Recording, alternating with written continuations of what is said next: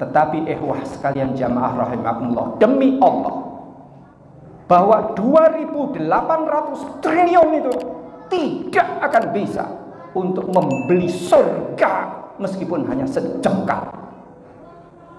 Lebih mahal mana ketaatan kita dengan 2.800 triliun? Lebih mahal mana? Innal hamdalillah nahmaduhu wa nasta'inuhu wa nastaghfiruh wa na'udzu billahi min syururi anfusina wa min sayyiati a'malina. Man yahdihillahu fala mudilla lahu wa man yudlil fala hadiya lahu. Asyhadu an la ilaha illallah wa asyhadu anna Muhammadan abduhu wa rasuluh. Allahumma salli wa sallim wa barik ala sayyidil Mustafa Muhammad wa ala alihi wa ashabihi alladhina arsyadahumullahu wa hada. Qala ta'ala fi kitabil karim, a'udzu billahi minasyaitonir rajim. Bismillahirrahmanirrahim. Ya ayyuhalladzina amanu taqullaha haqqa tuqatih wa la tamutunna illa wa antum muslimun. Wa qala ya ayyuhan nasu taqu rabbakumul ladzi khalaqakum min nafsin wahidah wa khalaqa minha zawjaha wa batha minhuma rijalan katsiran wa nisaa'a wattaqullaha alladzi tasaaluna bihi wal arham innallaha kana 'alaikum raqiba.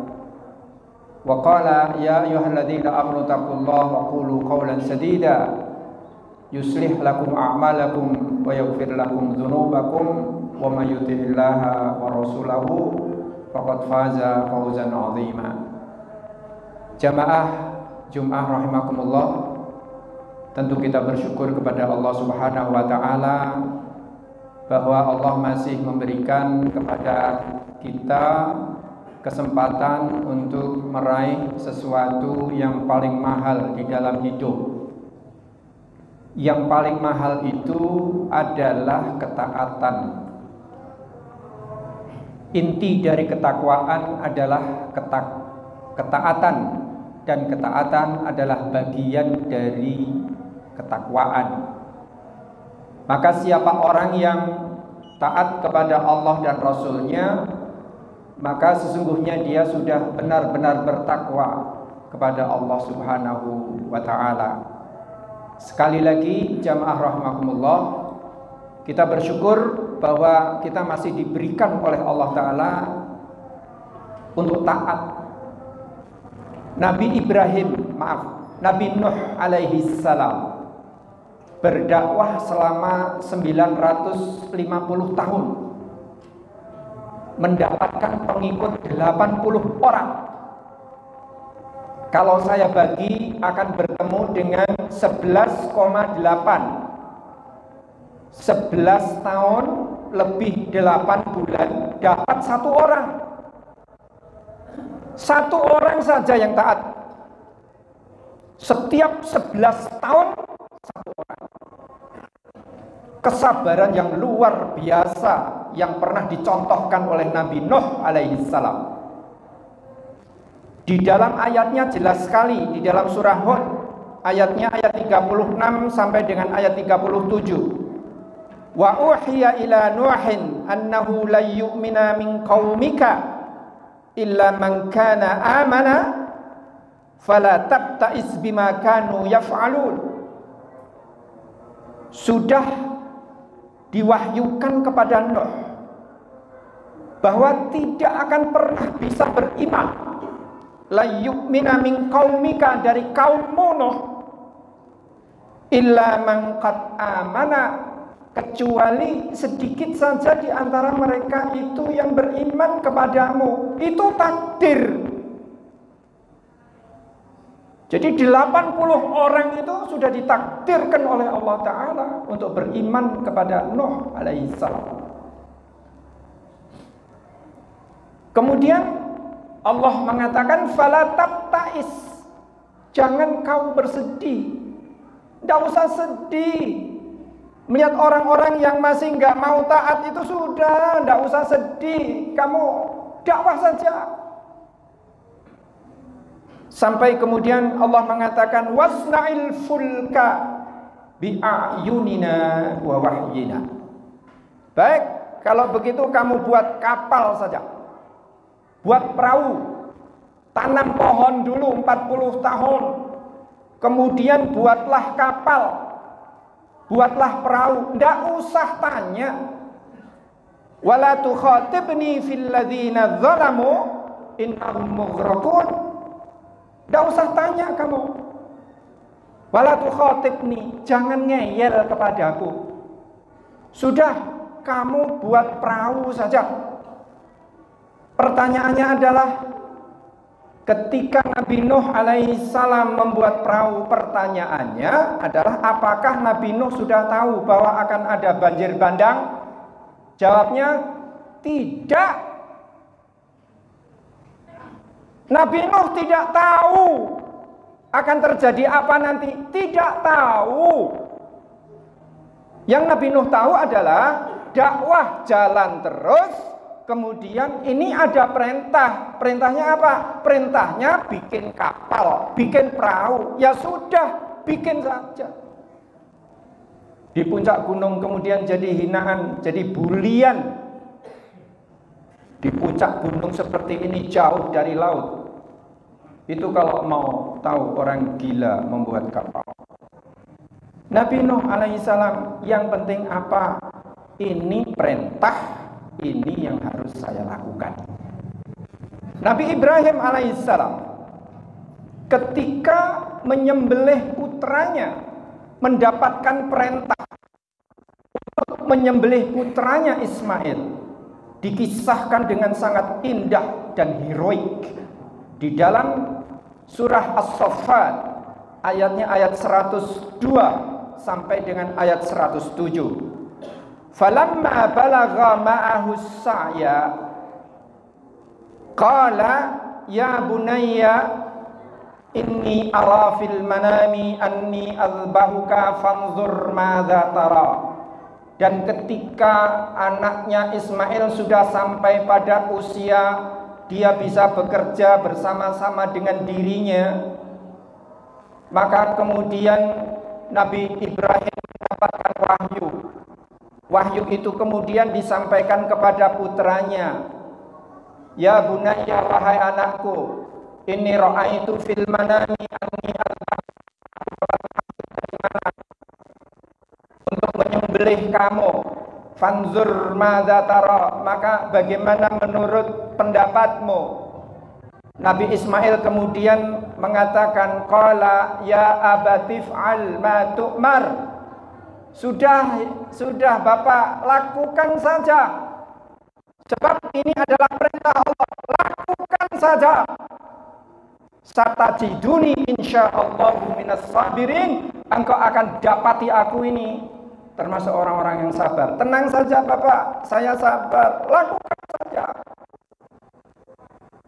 Kemudian ayat berikutnya dijelaskan falamma aslama. Ketika keduanya antara bapak dan anak ini sudah sama-sama pasrah, watallahu lil jabin, kemudian pisau itu sudah dipaskan pada lehernya, pada keningnya, pada keningnya, lil jabin. Kemudian apa yang terjadi? Allah kemudian mengatakan, wa nadainahu ayya Ibrahim, wahai Ibrahim, in qad sadaqtar ru'ya. Engkau sudah membenarkan, engkau sudah amalkan itu. Maka ada kejutan yang Allah persiapkan, yaitu inna hadza lahuwal bala'ul mubin. Sungguh Ibrahim, ini adalah ujian yang sangat berat. Wa fadainahu bidzibhin 'adzim. Kemudian kami tebus dengan sembelihan yang besar. Pertanyaannya, ketika Nabi Ibrahim melaksanakan perintah Allah itu, apakah dia sudah tahu bahwa Allah sudah mempersiapkan penggantinya? Apakah Ibrahim dan Ismail sudah tahu kalau Allah sudah mempersiapkan dzibhin azim, sembelihan besar, domba yang besar sebagai gantinya? Jawabnya, Nabi Ibrahim, Nabi Ismail pasrah. Ini perintah, lakukan. Allah kemudian memberikan apa? Surprise. Kejutan. Surprise ini datangnya kapan? Datangnya sesudah taat. Ketika Nabi Nuh alaihissalam mendapatkan banjir bandang, baru dia faham, oh ini toh maunya Allah dulu. Contoh lagi, Nabi Musa alaihissalam ketika sudah terjepit, sudah terpepet, di belakang ada Fir'aun, kemudian di depan ada lautan, maka kemudian Allah Subhanahu wa taala berfirman, fa awhayna ila Musa anidrib bi'asakal bahra famfalaqa fakana kullu firqin qattawdil azim. Sudah Musa, pukulkan saja itu. Tongkatmu itu kau pukulkan di laut itu. Jangan tanya. Tidak usah banyak tanya, pukulkan. Maka ketika Nabi Musa alaihissalam memukulkan tongkatnya itu di Laut Merah, tidak terbayang jika kemudian Allah memberikan kejutan, fanfalaqa, maka laut itu terbelah. Jadi jamaah rahimakumullah, dari 3 peristiwa ini kita belajar apa? Taat dulu. Bagaimana untuk bisa menjadi ibadur rahman.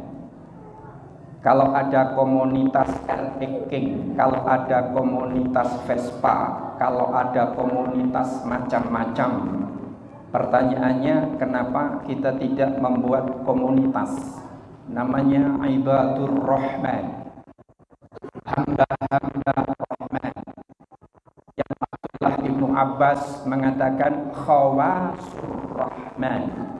Khawas jamak dari khas, orang-orang khusus, hamba-hamba khusus, bukan hanya VIP, akan tetapi VVIP, orang yang sangat spesial, hamba yang sangat spesial di hadapan Allah Subhanahu wa taala. Ada 11 ciri bagaimana kita menjadi hamba-hamba Allah yang dengan kata sifatnya Ar-Rahman itu. Ibadur Rahman, hamba-hamba Allah yang Rahman. Biarlah ibu kota berganti, berpindah. Biarlah Pak Ahok sudah disiapkan untuk menjadi gubernurnya. Sudahlah, biar saja mereka. Biar saja Bill Gates mendapatkan keuntungan dari vaksin 2.864 triliun. Sekali lagi, 2.864 triliun. Itu uang yang seberapa? Tetapi sekalian jamaah rahimakumullah, demi Allah, bahwa 2.800 triliun itu tidak akan bisa untuk membeli surga meskipun hanya sejengkal. Lebih mahal mana ketaatan kita dengan 2.800 triliun? Lebih mahal mana uang itu, atau dengan jika kita masuk di dalam komunitas yang Allah persiapkan sebagai ibadur rahman? Jadi jamaah rahimakumullah, sekali lagi pelajaran pentingnya adalah taat dulu, barulah kemudian Allah akan memberikan surprise di dalam kehidupan kita.